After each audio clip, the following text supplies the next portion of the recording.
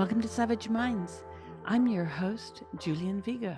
Today's guest is Douglas Kellner, a distinguished research professor of education at UCLA and author of many books on social theory, politics, history, philosophy, and culture, including Herbert Marcuse and the Crisis of Marxism, and 6 edited volumes of his collected papers. Kellner's work in social theory and cultural studies includes Media Culture, Guys and Guns Amok, Media Spectacle, American Nightmare, and the American Horror Show on the Presidency of Donald Trump, followed by Technology and Democracy with Jeff Scher, the Critical Media Literacy Guide, Engaging Media and Transforming Education. I welcome Douglas Kellner to Savage Minds. I've been a huge fan of your work for many years since I was in graduate school. As an early theorist in the field of media literacy, I never thought that here we would be today, decades after you helped form this field, no longer the 1970s of broadcast television, no more the seeming paradise to many of cable TV, which dominated the last 2 decades of the 20th century. And now today we're in this world that makes look quite facile the past, because here we are now having surpassed, I guess, that phase of the early noughts of internet chat forums, major media comment sections of the 90s and noughts, to this vast erasure by corporate media of reader response that I noticed around 9/11. I remember a lot of things happening right before, one of which was CNN started to stop allowing commenting on its website over what was happening in Davos. I thought, this is odd. And then 9/11 happened, and other sections of CNN started shutting down comments there as well. And it seems that over the course of your work in this field, that we are light years away in many respects from what you were writing about in critical theory and culture industries, as the patina of culture today involves the user being part of this mechanism of a simulacra of cultural democracy, where in many respects, politicians can point to the internet and say, see, it's free and available to everyone. People can, in some countries, have help paying for their internet bills or their computers. It looks all quite democratic, Douglas. Yes. But at the end, there are so many problems that your work has become this bedrock for many people today, making very astute media criticism of what's wrong with major media today. And I'm wondering if you could speak about what has changed since you started in this field and even started the field of media literacy. Well, the biggest change was in the 1990s.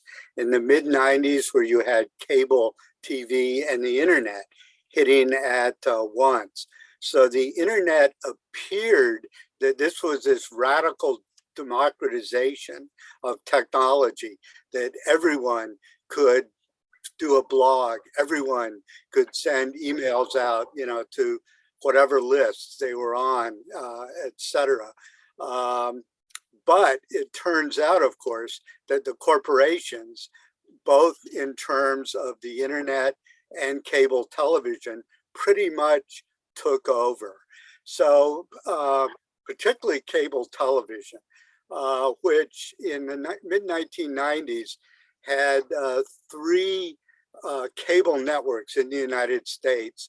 One, Fox News, was straight out right wing. CNN was centrist, and MSNBC, to everyone's surprise, became increasingly left wing, and to this day is associated with sort of a left populism in the Democratic Party. CNN, by the way, has rapidly gone to the right in the last days. They have a new corporate ownership, and they've already fired some of their better people, and it's just pathetic now how CNN has stopped, its critiques of Trump. It fawns over the Queen of England, and you have nothing but monarchism, in the last weeks. But we still have MSNBC, and the internet is just totally fragmented. I optimistically, when the internet emerged in the 1990s, saw this as a venue for progressive voices. And to some extent it has, as you work exemplifies, Toby Miller's and others. You can do podcasts, you can use the internet for, progressive goals. A lot of my students have done YouTube activism, but still it's corporate media that continues to control the overwhelming amount of the media landscape. Yes, and it's quite disturbing how corporate media and big tech have teamed up Right. over the past. And I'd say, honestly, 9/11 sort of marks this moment for me where I began to see a lot of things happening that I perhaps had been unaware of before. But, we saw the embedding of reporters. Let's begin with that. And then skip to today, where if you shared the New York Post piece about the Hunter Biden laptop, you could have lost your account. And some people did. And you pointed to MSNBC, and I'll tell you something. I remember when they started, because I knew someone who went out to Seattle from Brooklyn, where I was living in the 90s, to work for them. And it seemed like a really good prospect, this new media entity. But then skip to Russiagate, skip to a lot of denial around the Hunter Biden laptop. And I begin to sort of quake, wondering, have we lost objectivity for partisanship? Because MSNBC is one of those places that's become hyper partisan. And Douglas, don't kill me, but after 9/11, I was apoplectic whenever someone would mention Fox News or I caught wind of Fox News. But I'll tell you something. During lockdown, Fox News was the only major media minimally caring about and talking about workers and workers' rights. And I was a bit shocked by this because I'm not a fan. I mean, I'm very far to the left. Certainly much more than even the average, let's say, MSNBC viewer. I was a bit shocked by the fact that all of these corporate media entities were not really covering things fairly. There was very little criticism about what lockdown meant for workers. The pajama class seemed to feature predominantly.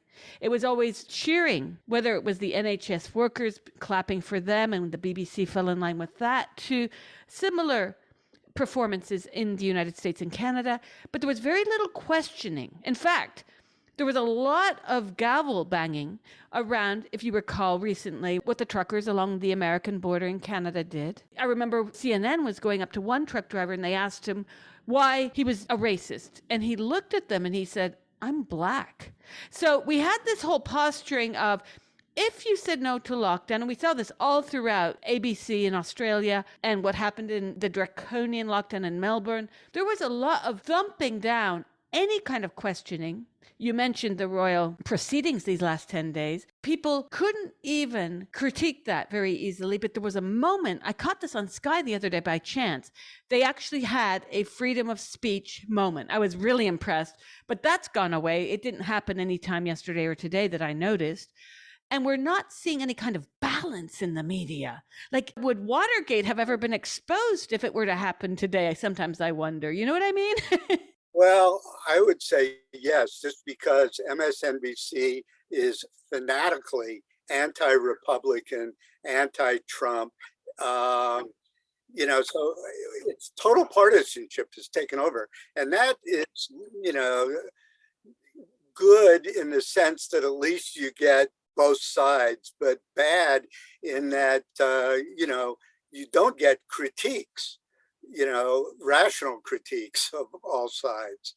The internet is better in this sense because there's just so many voices on the internet.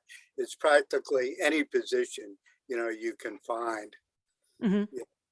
There's sharp critiques of Biden, for instance, on progressive internet sites, whereas MSNBC hardly ever attacks or even critiques Biden, etc. There are two sides to this. While the internet today, especially with social media, maybe we should focus on social media, it has this patina of being very all representative. If you're on there, your voice will be heard. But that's not actually what happens. There's a lot of moments over the last decade I've seen where women have been kicked off of Twitter and Facebook for saying that lesbians don't have penises. I'm not joking either. And there's a whole movement now of feminists who've been speaking out about their rights to protest, let's say, gender identity. Now, Right. it's one thing to take a line and say, I disagree that lesbians don't have penises or that men cannot be women. But what's happened is that Jack, at Jack on Twitter, and all of the Facebook higher management have sort of fallen in line with the idea that what you say you are will defend, and we will kick off people who say that what you are, they do not see you as. And it's very strange because the internet went from, remember in the 90s when we were all very happy to stop queuing at the post office and we were like, yay, we can just pop off this quick message to someone, to now, if you do not agree that people are like Nemo and that people can't change sex, and somehow you do risk, I myself have had this happen, you risk having your account suspended for 24 hours a week. You get all sorts of threats to have your account permanently disabled, and many people have. So we're in this very strange paradox where the internet, Lanier said it would be the space of absolute liberalization at one point, but he's gone back on that.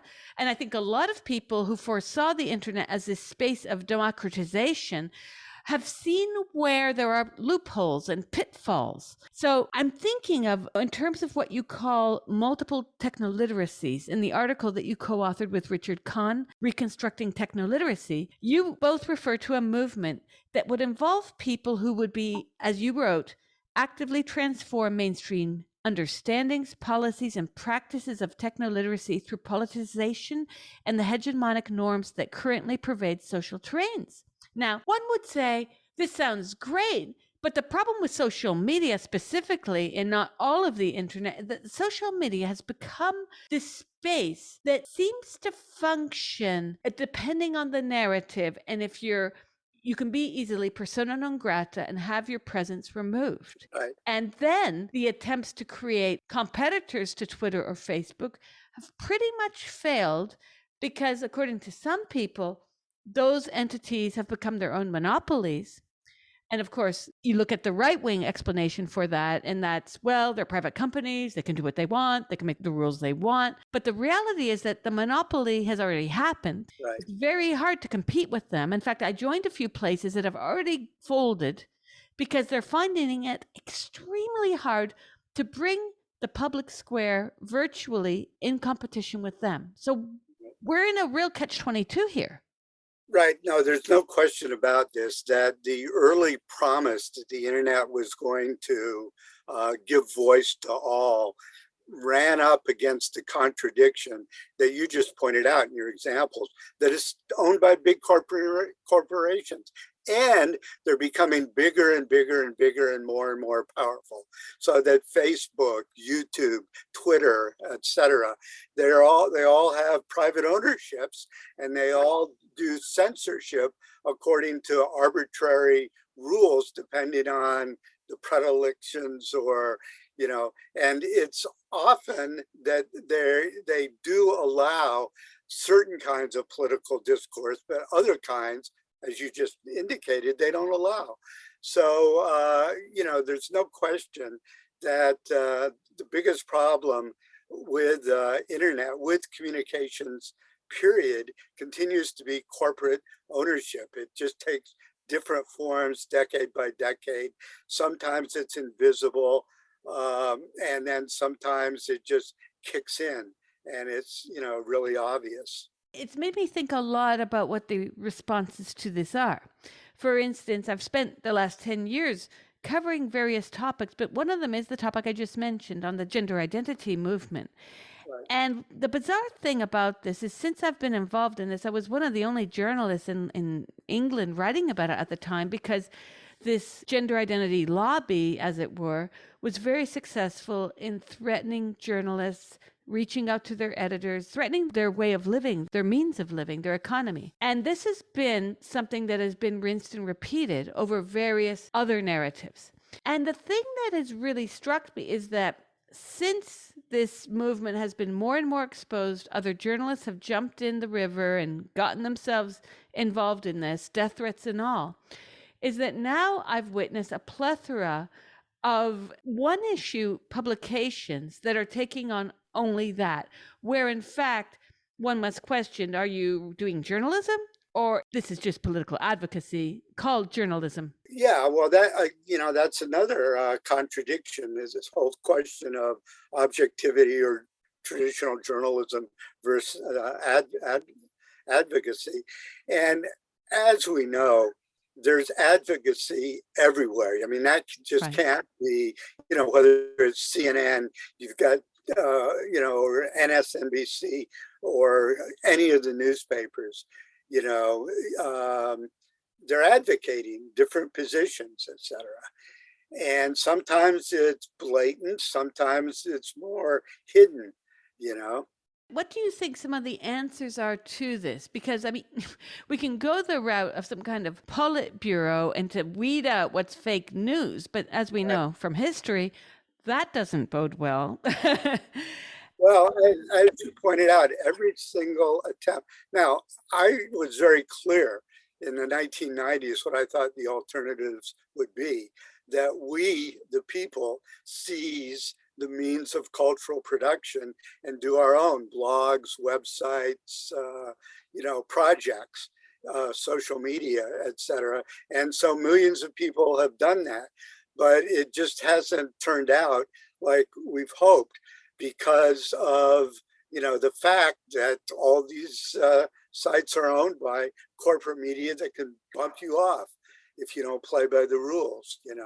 Right. And the danger, of course, is that we're being kettled into a monolithic way of thinking about pretty much everything at this point. The shocking thing to me about the gender identity industry is this: it's not just that you've got a hypermedicalization that's now extending to children, where Sweden, Finland, now the UK have come out, medical professionals and medical boards have come out and said, this is wrong. We still need more investigation. There's been absolutely no proof to show that any of these treatments are effective or help. None. And then what's more shocking is that you have the National Union of Journalists that sends out to journalists like myself rules that you have to follow in terms of this preferred pronoun. So you've got this whole, you're being spoon-fed ideology from the top down and from the bottom up, mind you, because let's not forget, like you, I was in academia until quite recently.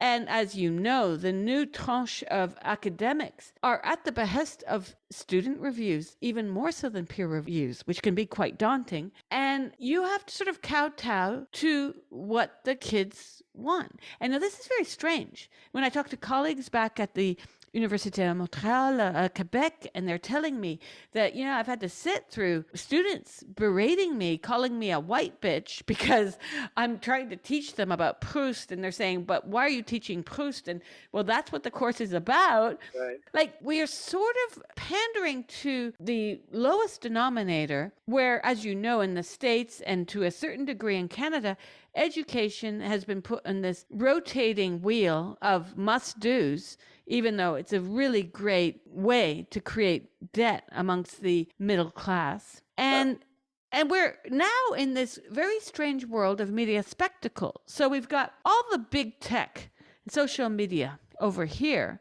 We've got the MSNBC to CNN to Fox News circus over there. We've got now loads of independent journalists who are doing their thing, and there's some great publications out there.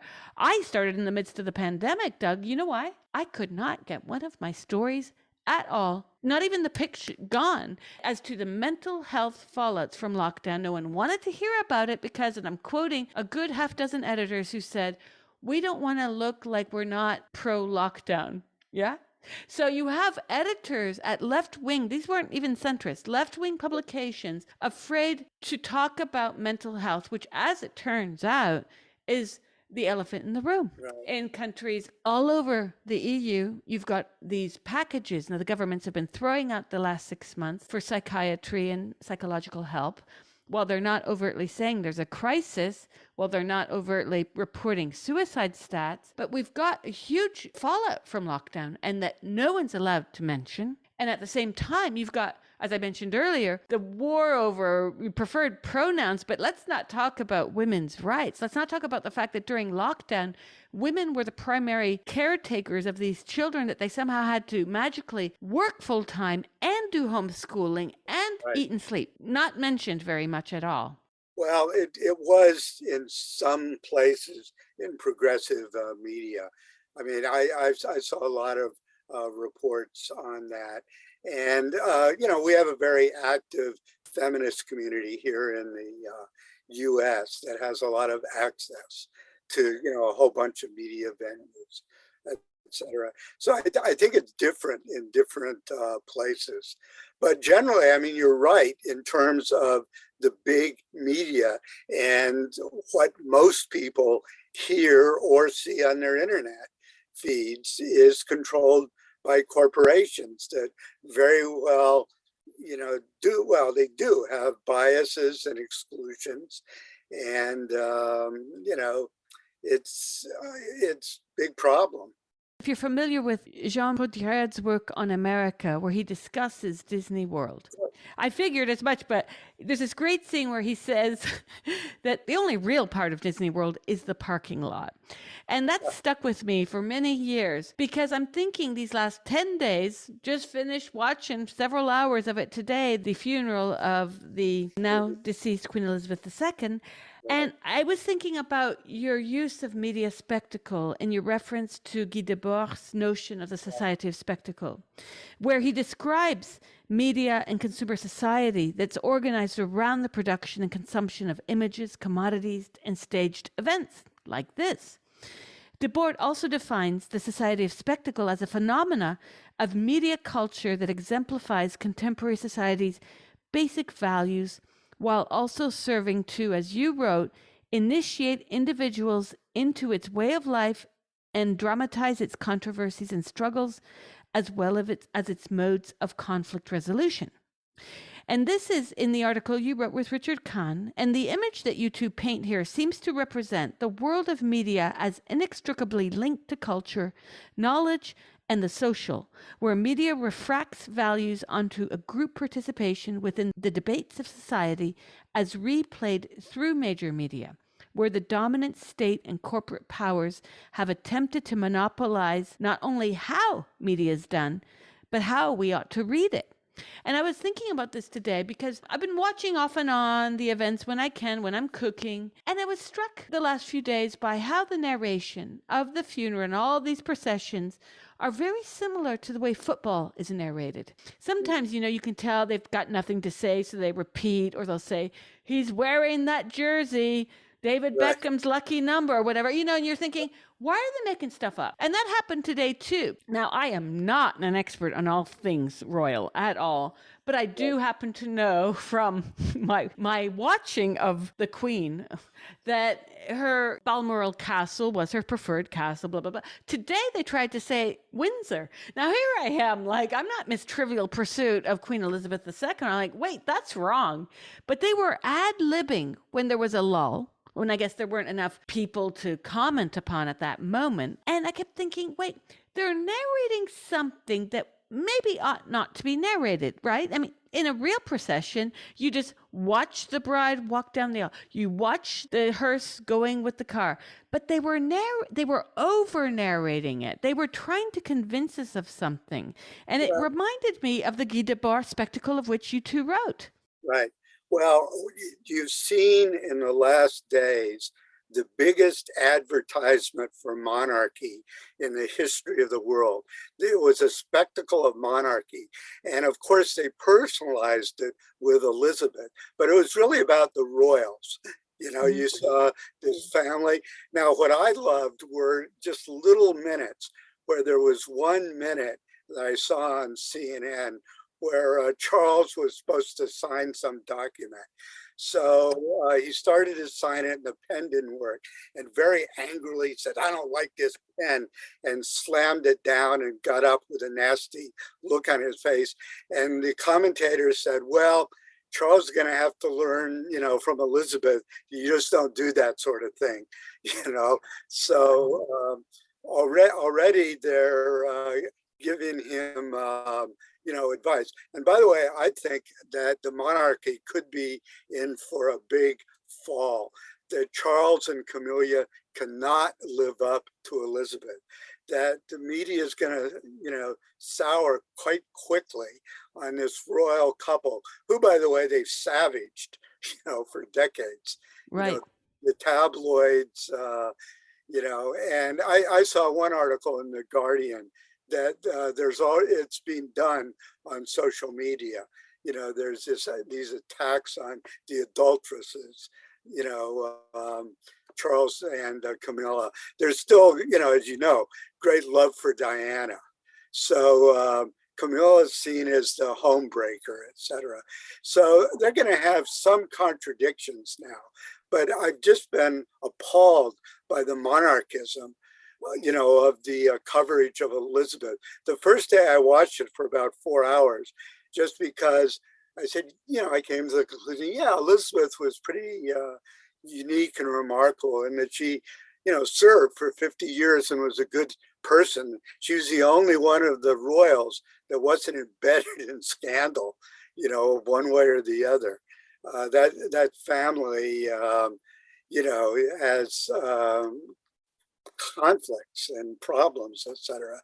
So I'm thinking that the spectacle of the royal and of Elizabeth, and now the spectacle of the new king and queen, could raise some questions about monarchy. There's going to be obvious comparisons. Do you get any sense of that? I mean, I'm only getting this from one article in the Guardian and my own, speculations coming from an anti, monarchy position. Right. Well, I spent 5 years of my life in the UK Right, and I Brexited, but I understood a lot better living there the way leftists approach people who were basically either not Republicans or they were Republicans but still regarded her with respect. right, And there's so many things to say about this funeral procession and the last 10 days, even in tandem with the way that Diana was mourned.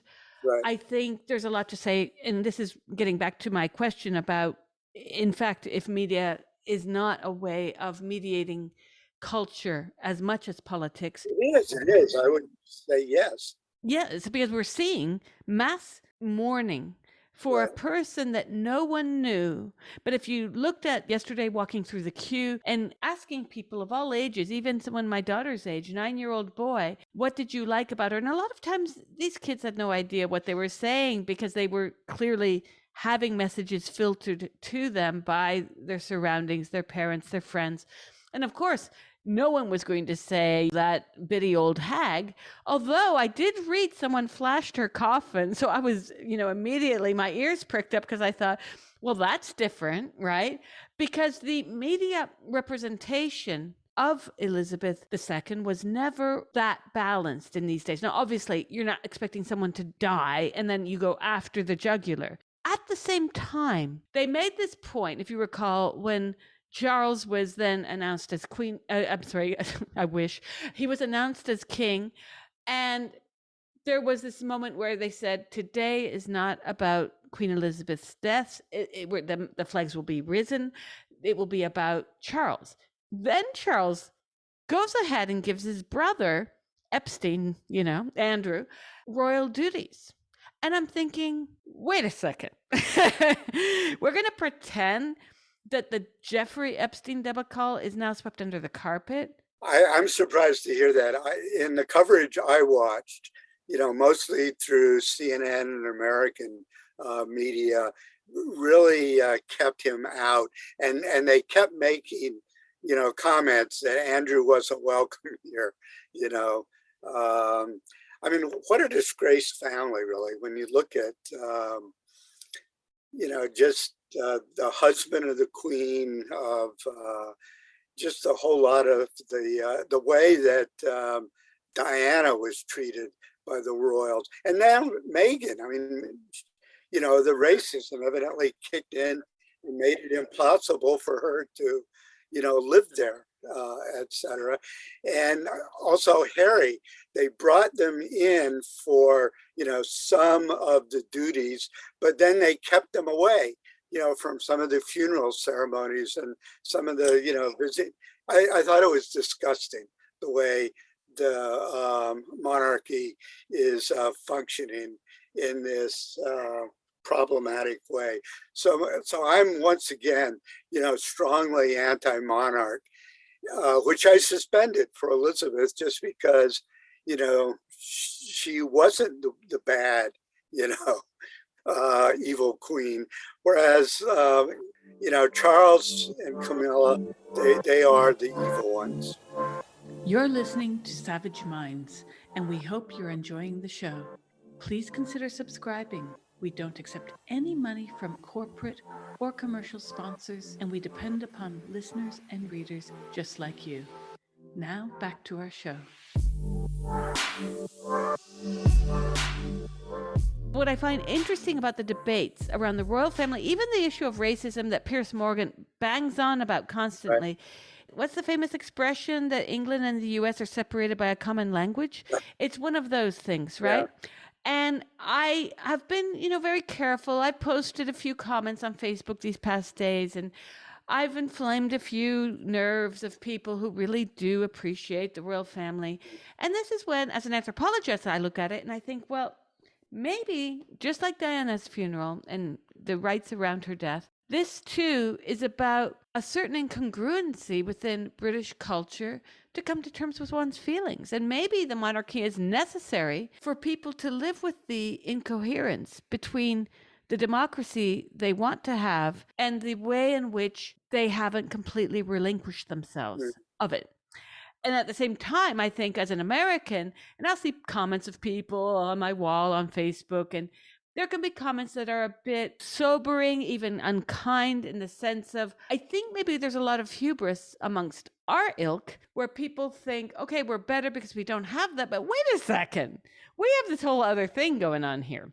Going back to the point of the gender industry, we have the First Amendment. Now, ironically, despite the fact that we have the First Amendment, you have women in prison with male prisoners, and the men are there because they say they are identifying as women.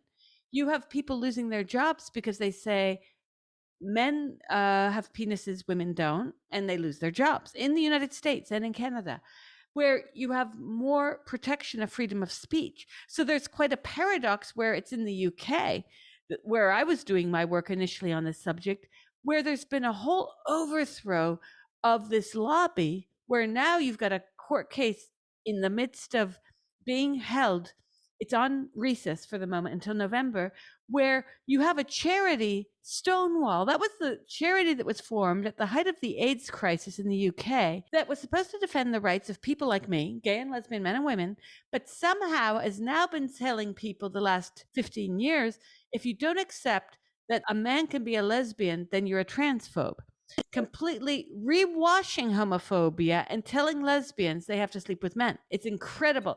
So basically there's a lobby that's been funded through Stonewall and another charity called Mermaids, which is a children's resource, let's call it, but it's a lobby for trans and kids in the UK. And that has gone to the Charity Commission and basically said that the LGB Alliance, a rather new organization that is defending the rights of lesbians and gay men and bisexuals, they shouldn't have charity status because they're transphobic. So this has been going on, and it's quite interesting to see that now we've got no platforming by virtue of disagreement. So I can make a complaint about anyone because they are transphobic, because they do not share my views that men can be women, that men can be pregnant, that women can have penises, or that women prisoners in California or Texas should have the right to say no to men in their cells. All of this has been up for debate in the US. It still is. And it's light years behind what's happened in the UK. So I think there's a bit of a paradox in the sense that having lived in the UK, I saw a lot of the advances they made over our culture. A lot of which was because even though the hubs of Liverpool and Bristol certainly were engaged in the slave trade, they did not have slavery within their society in the same way that our country did. And I think that makes for a huge difference. My interest is how the media has basically given us the royal wedding all over. We're not able to see anything else. We're not able to have a debate about why that man was almost arrested the other day for saying that Prince Andrew was a pedophile. There's something really wrong about this, because wasn't he supposed to go and meet with the FBI in person, and somehow that got undone? I think he just sort of left the country, and Yeah. that after Epstein died or suicided in whatever happened in the cell, it was just dropped. Since Epstein's death, they wanted to speak with him, and that somehow disappeared. So you've got very little media interest in this. And quite Right, paradoxically, Ghislaine Maxwell, a woman, I right, mean, in what world? Yes, I've worked in child trafficking. There are women involved in it, but they're a drop in the bucket compared to the men for obvious reasons. It's a laugh or cry moment here. Do we fault the media for not having investigated? The fact is that we've got a media institution where the Hunter Biden laptop was covered properly, actually, by the New York Post, that was read as fake news by Rachel Maddow and others. Turns out mm, to not have been fake news. The New York Times ran a lot of hit pieces about this as well. mm. And you had very little reconciliation of why certain stories decried the Post story originally, and then no apologia, no erratum formally. It's total partisanship in American media. That explains everything.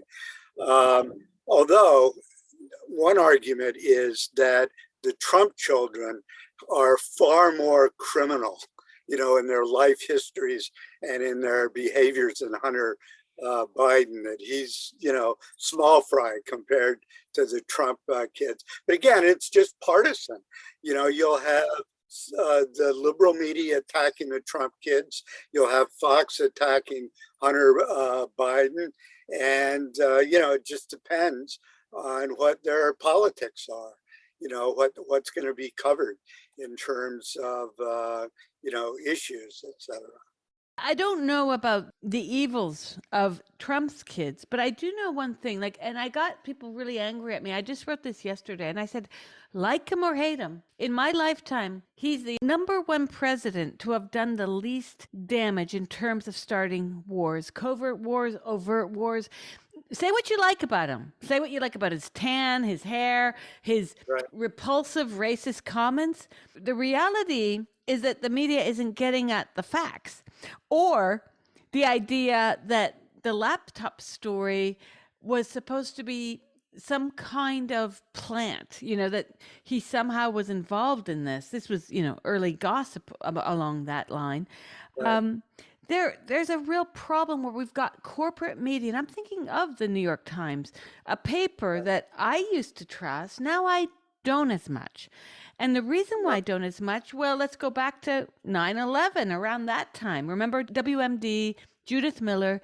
She was allowed to resign for a story that now is speculated was planted to her by Condoleezza Rice and by Colin Powell. Right. So we've got this very strange world where the dog is being wagged by whom? Where big tech, corporate media, and political machines are in bed together.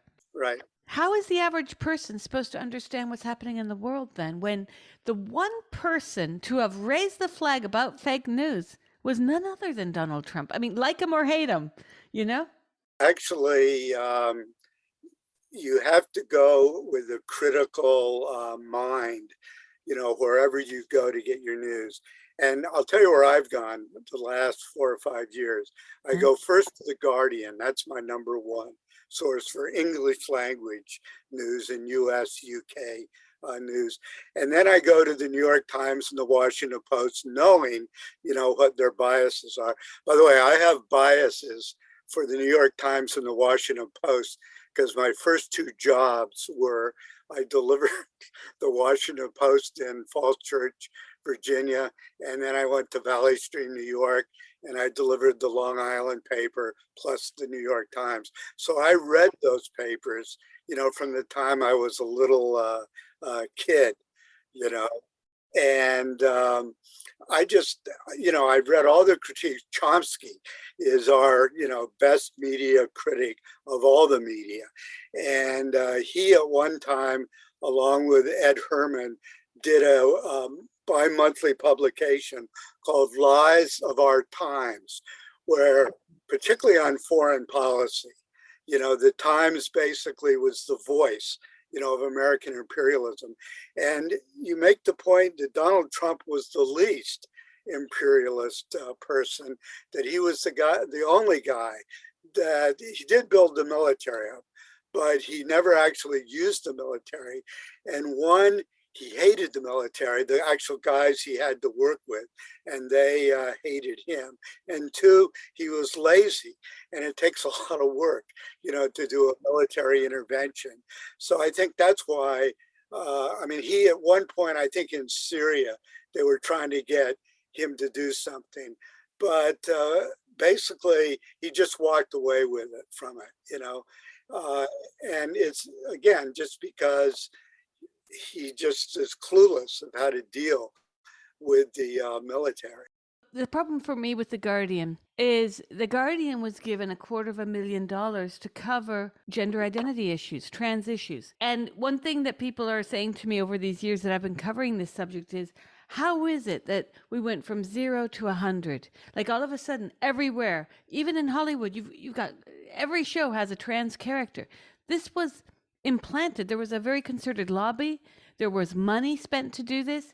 And The Guardian was paid to do this in the States, $250,000 to run stories for a physical year.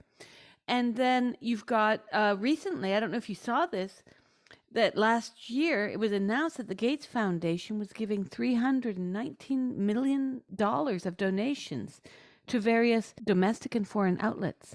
And amongst them, CNN, The Guardian, NPR, PBS, Le Monde, Al Jazeera. Now, how can we trust these outlets when they're getting money from the very person who is also getting free passes every day? CNN during lockdown had him. Right. It was either him writing or him speaking. Right. And then his relationship to the whole vaccine, the quote unquote vaccine, because now recent studies have shown that there are serious problems in giving this vaccine to certainly younger people, and even its efficacy after 60 days. How do we deal with this when one of these pieces of $319 million, $3.6 million, goes to CNN on gender inequality in developing nations? And then when you see the way the UN has interpreted what gender means, we're not necessarily talking about male female. There's a whole chain here. As I used to tell my students, everything's related. Well, you've got the UN convincing NGOs, in-country NGOs, and then INGOs, that gender is just like the way we formulated it in the West. So now you've even got a whole tranche of money going towards 16-year-olds to 18-year-olds being taught that they can too be sex workers. So now sex is a choice. It's no longer oppressive. And it's very strange how a lot of this money has been funneled to media outlets to sort of mainstream and normalize the fact that, as I said earlier, what a lot of women have pushed back in the UK successfully against, that no, saying that lesbians have a penis is just corrective rape and it's homophobia. And how this has been filtered through the general public is precisely not the government, it's media doing it, Doug. And I'm sort of appalled when I learned that The Guardian was given so much money to run these stories, and then CNN's been given millions, and NPR. It sort of makes you distrust all of these outlets. And the Washington Post, by the way, is in there as well. I mean, no one has clean hands, when it comes to money. I mean, if Bill Gates is going to give anyone money, they're going to take it, and obviously there's a lot of progressive foundations supporting The Guardian. Right. Just like the Washington Post and the New York Times have their corporate, founders or funders and founders. So there's there's no pure truth. Everything has a perspective, and it's a business, and it's a highly competitive business. And, I'm just glad that you have relatively progressive voices like The Guardian, the New York Times, Washington Post, a couple cable. Well, actually, CNN is now terrible. It's gone far to the right under their new ownership. So we only have MSNBC, as a progressive outlet. True, except MSNBC has dug in its heels. It refuses to acknowledge that Russiagate was not what they claimed it was. They've also never really given in the ghost on the episodes around the Hunter Biden laptop. One can be skeptical about what they present when you've got Trump derangement syndrome at the end Right. of the day, when you've got this every day, story after story, not just them. CNN is similarly guilty of this. They just go after Donald Trump as if he's still in power. And I kept thinking, it went on for a year. It's still going on some days. Yeah, but Trump still is in power in that, we had this January the 6th insurrection. He has like a mob following like we've never seen in American politics. And they're scared to death that, he's going to run again. And that, well, he's every day out on campaigning for himself and for different candidates. So Trump makes himself a story. I mean, and look, it's also ratings in business. For the first year of the Biden administration, I turned off, the media. I just would watch, a few minutes of news a day, just like during the 8 years of Obama. I just didn't really, have this intense focus on American politics. I was researching and interested in other issues. Um, but, I see or saw Trump, just like I saw Bush Cheney, as a clear and present danger to American democracy. I mean, Bush and Cheney were like warmongers and just at the heart of the military industrial complex. And Trump was just, a raving racist. I mean, still is. So anyway.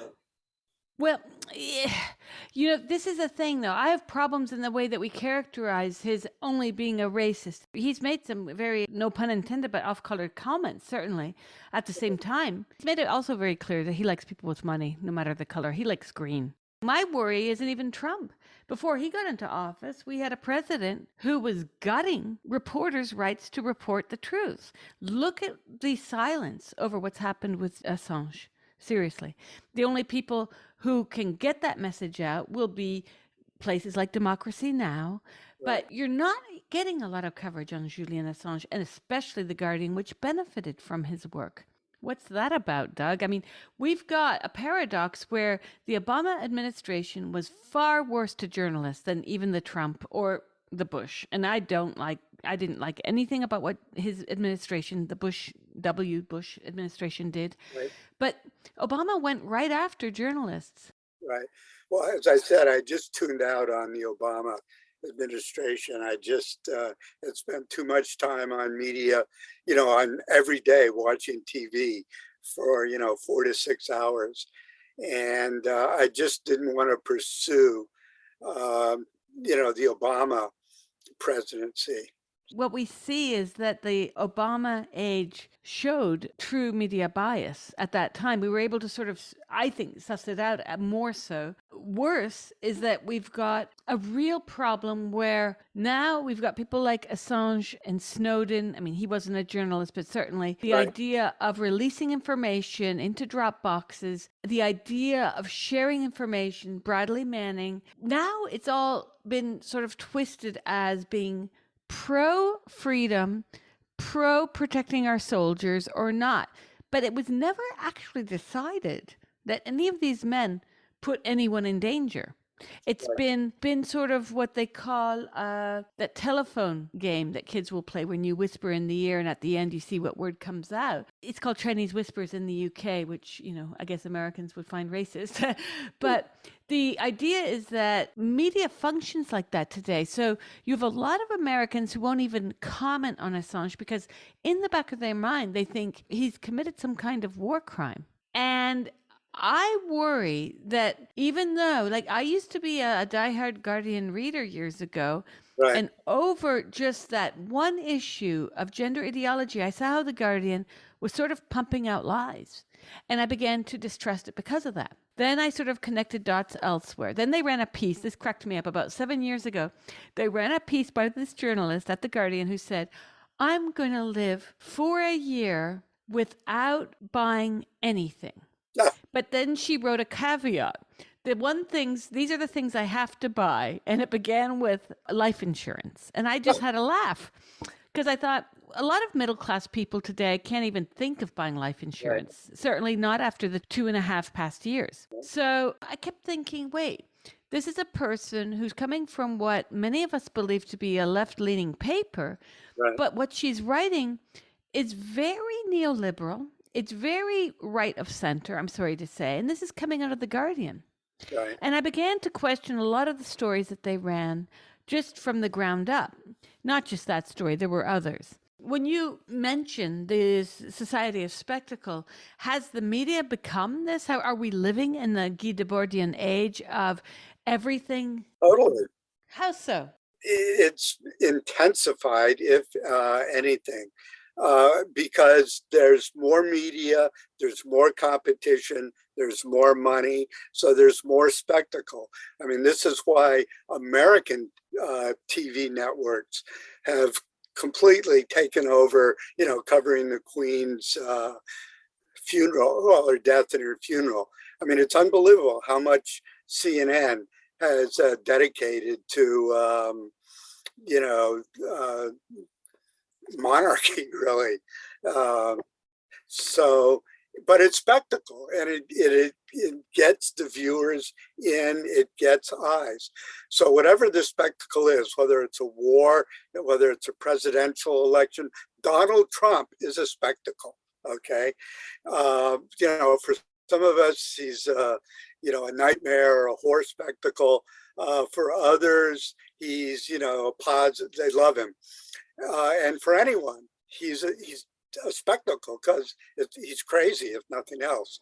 It's something you've never seen on TV before. So again, the media goes for the spectacle, whatever it is. Actually, we've had extreme weather in the United States the last couple weeks, and so these weather spectacles, have sort of taken over the news. So that's the logic of the news. So Guy Debord was 100% right in his Society as a Spectacle. I mean, I took over this category, media spectacle, from him, and I developed it in the 1990s when we had the OJ Simpson trial, we had the Clinton sex scandals, and we had 24-hour news coverage on these, every little tidbit, and it was like crazy. And so I saw this is a new thing.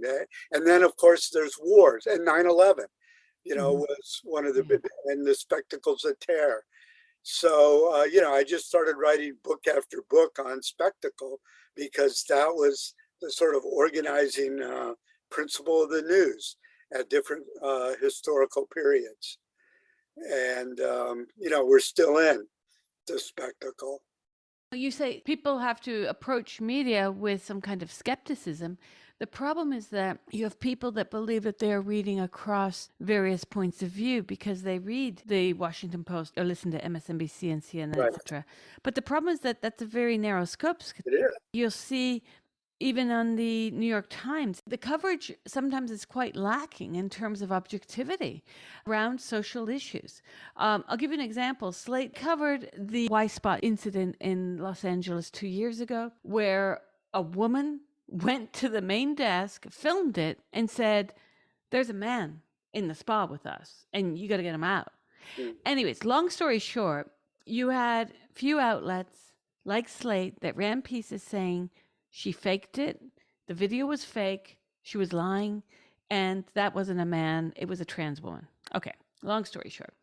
Well, I was waiting for someone to investigate the investigation of Slate because it was very sloppy, and you could tell when you write stories, you can spot when they're just being lazy. So a few weeks later, because I was busy with other projects, I did. I went onto Twitter in 5 minutes.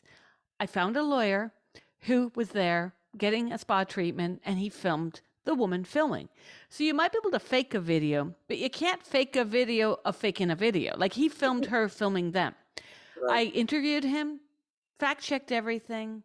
Yeah. In fact, it turns out the guy that was in the spa was a sexual predator as well. Mm. And so these weren't a bunch of what the trans movement likes to call TERFs, hateful women who just hate trans identified people. No, these were just women who didn't want a man in their space. And mind you, years ago in London, there was a group of women who organized around this issue, and they would go to male only swim sessions and jump in the pool with them, saying, I identify as a man. So it was very interesting to find out that men, especially of a certain age, actually like being with other men. And no, they don't want women around. They don't want women in their changing areas either. So this isn't about prudish women only. This is about societal and cultural needs for Right. being with the guys, being with the girls. Yeah. Long story short, you don't even get Slate because I've pitched to them before about this issue, and I get very caustic responses from the editors, right?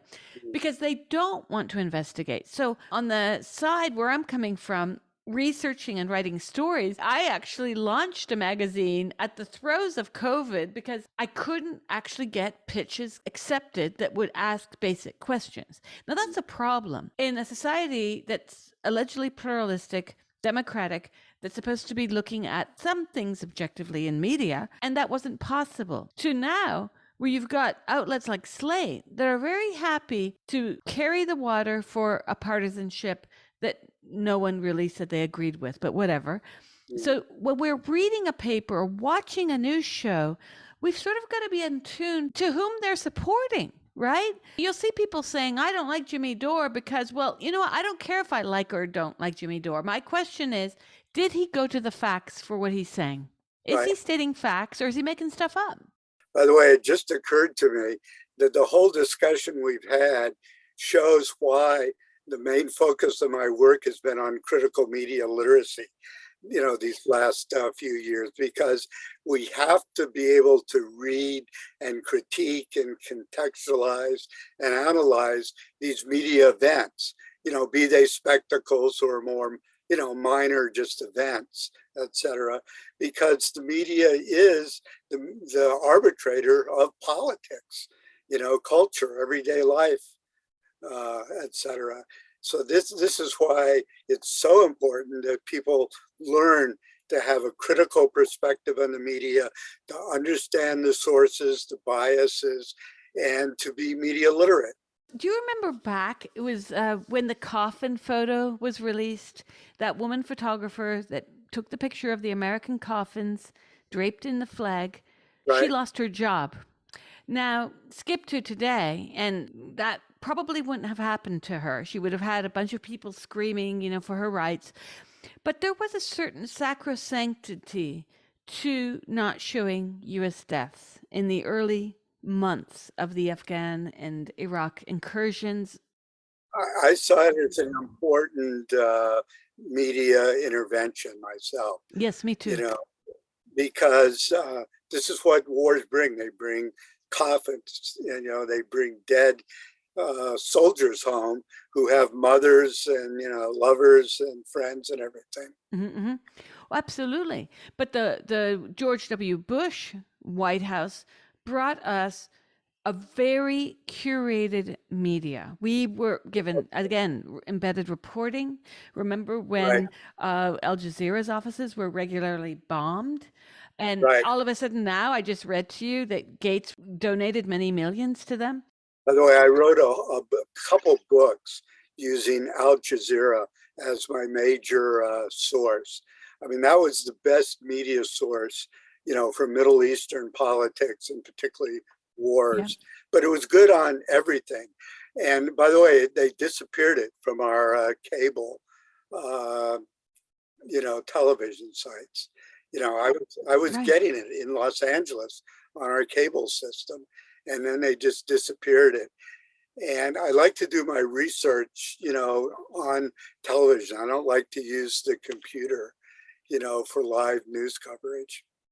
Well, I remember even in the 9/11 era, I was getting my news uniquely from online. And because I don't own a television, but it was very interesting to me to see the way in which, in those months, just before, during, and after 9/11 that somehow comment sections disappeared. As I mentioned at the beginning, you could no longer comment. They didn't, I guess, want to employ moderators. That's very expensive, and to keep the comments clean, and people can't threaten each other, blah, blah, blah. So they wiped that. Then it became, okay, just intake this media, and social media became the new comment section eventually. So you'd see people giving their very subjective take. But then I worry about this too, especially Twitter. I worry a lot about Twitter and even TikTok and Instagram, where everything is about brevity. You can't actually have a really good discussion on Twitter. It's about one-upsmanship. How much of a discussion can you have in 240 characters? The way Twitter is organized today is people are in teams. You go and you defend that person over there, and you yield to that person over there. You give evidence. Quick, Google. Okay, here's some peer-reviewed studies over there. And it's exhausting. You find yourself constantly with interlocutors who are accusing you of either being the best or the worst. You know, you're Jesus, you're Hitler, or I guess Mahatma Gandhi or Hitler, take your pick. And you're always having to interact with these kinds of very bizarre valences. Right. Social media outlets are not prone to nuance or careful listening, if you catch what I'm saying. This is why I turned off on social media. It's just, I use, listservs of groups that I'm on, and I write articles, books, and, I just don't do that daily social media stuff just because it's too toxic. Yes, yes, absolutely. But a lot of people believe that social media is going to be here for a long time. More than half of Americans are getting their news through social media. So when the New York Post is banned by Twitter, you can no longer see the Hunter laptop Biden story. You can no longer say that you're vaccine skeptical because this vaccine was rolled out really fast, something that has been iterated by many a scientist. You can lose your account. We've instead of having this great liberation that we were told we were going to have in the 1990s with the internet, quite the opposite has happened, Doug. Right. And I worry. I worry about the psychological ramifications of people living a lot on these social media platforms, and you see them and you're just like, when was the last time you left your house, took a walk, met a real person, had a real talk? There's a great cartoon, and it went like this. There's a stick figure at a computer, another stick figure in the bed saying, honey, come to bed. And the person on the computer says, I'll be right there. Someone's wrong on the internet. And I fear that that stands for our ethos today as a humanity, that we're using these outlets to sort of be right and not to listen, not to take in new information, not to say, maybe we're not really the immunologists we thought we were, and we should listen to those guys speaking over there in the corner. And I'm thinking specifically to the Great Barrington Declarants, the many scientists who signed it. I even spoke to Jay Bhattacharya again. I had him on the show twice, and he was telling me how shocked he was to learn from some scientists who had signed the declaration that they had actually lost their jobs for simply signing it. It makes me really afraid, Doug, because I'm thinking, do you remember the 1990s and the early noughts when we could sit down and have a discussion and disagree and still have the discussion in person? You know? Vaguely. No, I've been living in bubbles, I have to say. I was at the University of Texas for 25 years, but Austin was really a liberal bubble, in the state of Texas. So occasionally I would have right-wing students or have debates with right-wing colleagues. But here in Los Angeles at UCLA, it's just all, one tribe, the progressives, I referred earlier to Trump's derangement syndrome. Right. And what I found on someone's page yesterday when I wrote, well, he started fewer wars than any president in my lifetime, so I'll give him a pass for his bad hair and his fake tan. But let's get to the real issue here, because I don't think he's the problem. I think he's the symptom. And Right. I think when we start to look at what is really the problem, I'm a very strong leftist. I think capitalism's a huge problem. And I think capitalism infused within media is toxic, because everything that a lot of people believe that's completely what Donald Trump or you or I might call fake news, but they believe it. It's not going away anytime soon. You've got Bill Gates and other founders pushing money into a media system that will, as we know, I mean, we know that when you push money towards just a single candidate, even an unknown candidate, that they will have a leg up to win that election. The same goes for media messages. Right. This is why we have to continually critique corporate capitalism. We need to see that as the crux of the problem.